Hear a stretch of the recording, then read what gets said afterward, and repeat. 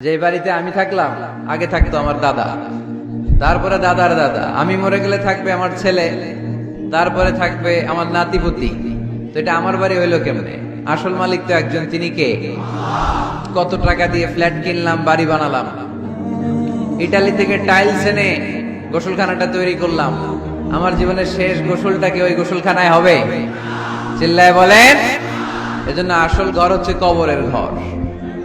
কিন্তু আমরা এই মরিচিকার পেছনে ছুটে বেড়াই।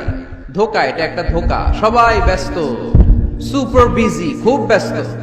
কি জন্য তুমি ব্যস্ত জানে না? মরিচিকা, কাসারাত, মরিচিকা, ধোকা, লালসা।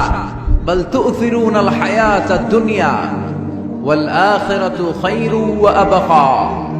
তোমরা দুনিয়ার জীবনকে প্রাধান্য দাও, কিন্তু আখিরাত হচ্ছে শ্রেষ্ঠ এবং স্থায়ী। কথাটা কার? এজন্য প্রতিযোগিতা যদি করতে হয়, আখিরাত কামানোর প্রতিযোগিতা করব, ঠিক কিনা? কিন্তু আমরা করি ক্ষমতা অর্জনের প্রতিযোগিতা, ক্ষমতার দাপট দেখানোর প্রতিযোগিতা, ক্ষমতার লড়াইয়ে টিকে থাকার প্রতিযোগিতা। সব আমার আমার, এই আমার আমার কথাটা খুব খারাপ। এখন থেকে আমার না বলে আমাদের বলবেন।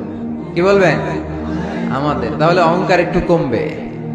মানুষের অহংকার থাকা উচিত না। হাল আতা আলাল ইনসানি হিনুম মিনাদ দাহর লাম ইয়াকুন শাইআম মাযকুরা। মানুষ কি তার সৃষ্টির দিকে একটু নজর করে তাকায় না? সে কি ছিল? সৃষ্টির শুরুতে সে উল্লেখ করার মতো কিছুই ছিল না। এই যে আমরা যখন ছোট্ট ছিলাম, বয়স যখন আমার 3, 2, তখন আমি কি কি করছিলাম মনে আছে? স্মৃতির পাতা হাতড়াতে হাতড়াতে পেছনে যেতে যেতে কত বছর বয়স পর্যন্ত আপনি ঘটনা বা স্মৃতি মনে রাখতে পেরেছেন বলেন? আমি মিজানুর রহমান আজহারি সর্বোচ্চ 3 বছরের, আমার বয়স যখন 3 ততটুকু খেয়াল আছে। এরপরে আমি আর খেয়াল নাই কি হয়েছিল আমার 2 বছর বয়সে। আমার বয়স যখন 6 মাস, I don't know anything about it, কিচ্ছু জানি না। মায়ের পেটের ভেতরে 9 মাস নাকি ছিলাম শুনছি, কিন্তু কি হয়েছে আমি জানি না। আপনি যদি আপনার স্মৃতির পাতা হাতড়াতে হাতড়াতে পেছনে যান, কতটুকু মনে আছে আপনার? কত বছর বয়সে? হ্যাঁ, কয় বছর? 4 বা 5। এর আগের কথা আমরা জানি না। কিন্তু মায়ের পেটের ভেতরে আমার লালন পালন করলো কে? কত ক্ষুদ্র আমি, কত তুচ্ছ আমি, কত নগণ্য আমি। এক ফোঁটা নাপাক পানি থেকে আল্লাহ আমারে তৈরি করলো।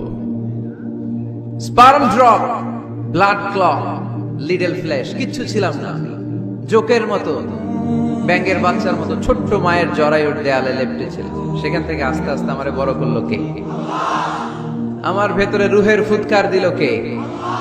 2টা জিনিস আল্লাহ সেট করে দিল। রুহের ফুৎকার দিল, আর 2 কাঁধে 2 ফেরেশতা দিল, ঠিক কিনা? আবার যখন চলে যাব, রুহও উড়াল দিবে, ফেরেশতারাও চলে যাবে।